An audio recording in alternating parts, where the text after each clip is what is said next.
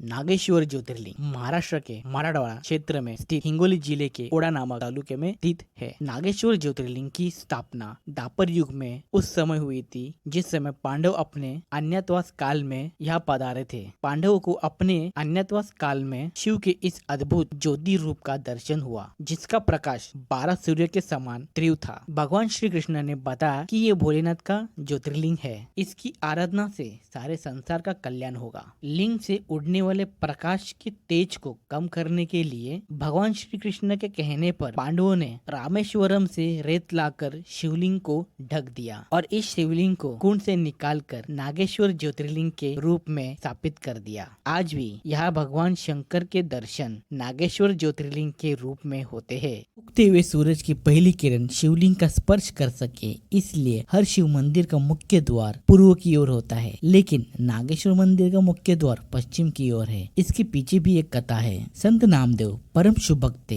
एक दिन संत नामदेव मंदिर के द्वार पर बैठ गए। शिव भक्ति में डूबे हुए थे कि एक पुजारी ने उन्हें वहां से हट जाने को कहा और वो वहां से पीछे पश्चिम की ओर जाकर भोलेनाथ की स्तुति करने लग गए। भगवान अपने भक्तों को पीठ कैसे दिखा सकते थे, तो भगवान शिव ने संत नामदेव की ओर अपना मुख कर लिया और उनके भजन सुनने लग गए। तब से भगवान शंकर के 12 ज्योतिर्लिंग में से नागेश्वर एक ऐसा अकेला मंदिर है जिसका मुख्य द्वार पश्चिम की ओर है। श्री नागेश्वर ज्योतिर्लिंग मंदिर का शिल्प बड़ा अनोखा तथा अद्भुत है। मंदिर का निर्माण कार्य महाभारत कालीन है। पत्थरों से बना यह विशाल मंदिर हेमपंथी स्थापत्य कला में निर्मित है तथा 60,000 वर्ग फीट के क्षेत्र में फैला ये मंदिर चारों दीवारें काफी मजबूती से बनी है तथा इसके गलियारे बहुत ही विस्तृत है। सभा मंडप 8 खंभों पर आधारित है तथा इसका आकार गोल है। इस मंदिर की बहुत सारी विशेषताएं हैं। हर शिव मंदिर के नंदी शिवलिंग के ठीक सामने होते हैं, मगर नागेश्वर ज्योतिर्लिंग मंदिर के नंदी का अलग से प्रांगण में मंदिर बना है। 12 ज्योतिर्लिंग में 3 ही ऐसे ज्योतिर्लिंग है जिनकी पूर्ण परिक्रमा की जाती है, त्र्यंबकेश्वर, विश्वनाथ और नागेश्वर। नागेश्वर ज्योतिर्लिंग में हर और हारी का दोनों का ही वास होता है, क्योंकि नागेश्वर शिवलिंग की शालंका शालिग्राम की है। 12 ज्योतिर्लिंग में नागेश्वर ज्योतिर्लिंग ही ऐसा ज्योतिर्लिंग है जिस पर बेलपत्र के साथ तुलसी भी चढ़ाई जाती है।